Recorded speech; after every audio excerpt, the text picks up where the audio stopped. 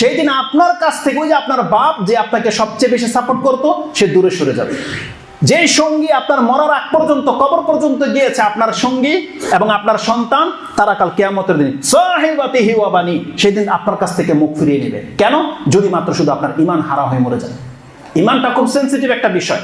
ঈমানদারের সাথে সম্পর্ক রাখা এবং ঈমানদারের সাথে এই হাসরের মাঠে ওঠা, এটা অনেক বড় একটা ব্যাপার, যেটা আমাদের অধিকাংশ মহিলারা আজকে ভুলে গেছে।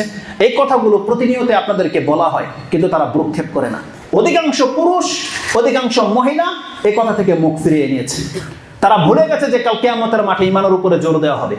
আর আপনি যদি লক্ষ্য করেন, একজন পুরুষ এবং একজন মহিলাকে যদি কম্পেয়ার করেন, তাহলে পৃথিবীর সমস্ত পুরুষকে এক পাল্লায় রাখেন আর অন্যদিকে মহিলাদেরকে রাখেন, আপনি দেখতে পাবেন শিরিক বিদাতের মধ্যে মহিলার পাল্লা ভারী।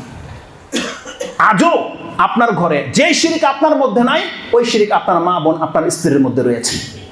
যে কুসংস্কারের মধ্যে আপনি জড়িত না, আপনি ধারণাও করতে পারবেন না যে এমন চিন্তা তারা করে, এমন কথা তারা বলতে পারে।